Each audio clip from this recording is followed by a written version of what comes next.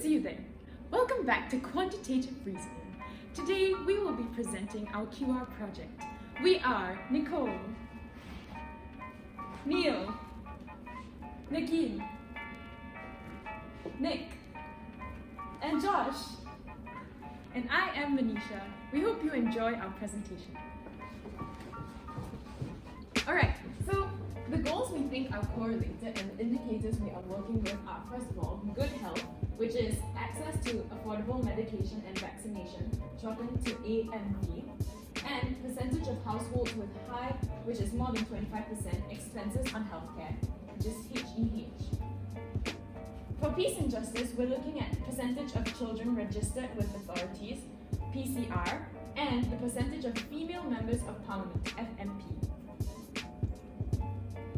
So what sort of relationship would we expect between the indicators from the same goal?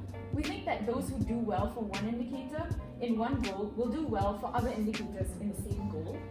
And for the relationship between the indicators from different goals, we think that there will be no strong correlation between the indicators.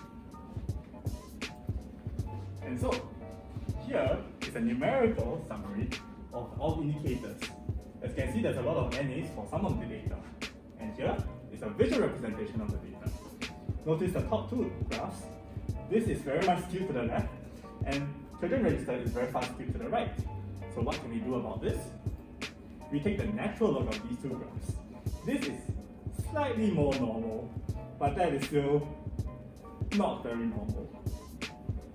So on this slide, we see a graphical representation of all four of our data sets in relation to each other.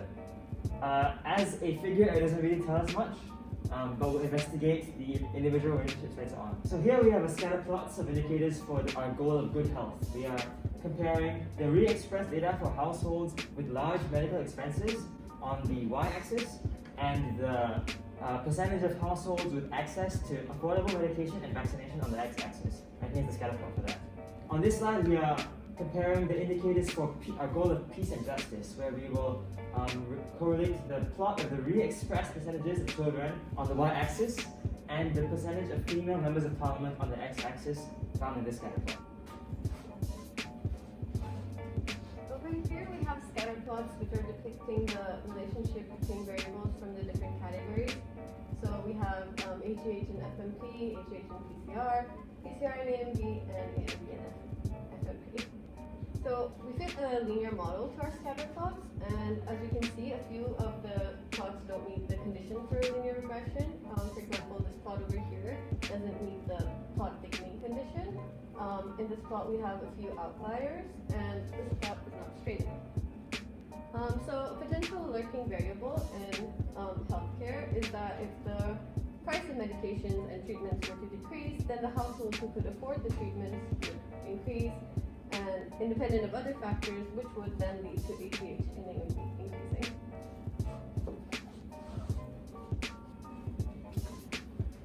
So we conducted some permutation tests to test if there's statistical significance between two different indicators, and here's what we found. For HEH and AMV, we found that there was no statistical significance from 0. For PCR and FMP, we found that there was also no significance from 0. Statistical significance.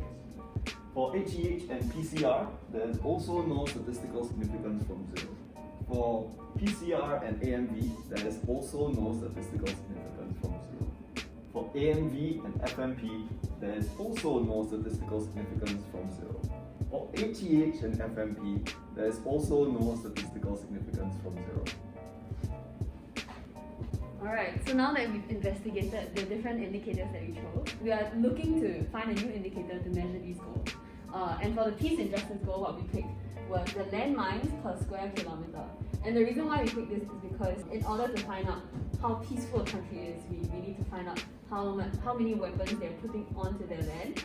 And how we're going to measure it is to find NGO data for coordinates of land minefields and the number of mines within the field. And then we're going to average out across the area of the country to find out how massively weaponized the country is. Second one is for the good health goal. We're going to use a very, very relevant example, which is the COVID-19 death rate. So how we're going to measure it is to find the reported daily numbers by each country and average it by 100,000 people residing in the country. And with that, we can find out how well the country is doing with regards to its health. And with that, we come to the end of our presentation. Thank you, and this is us.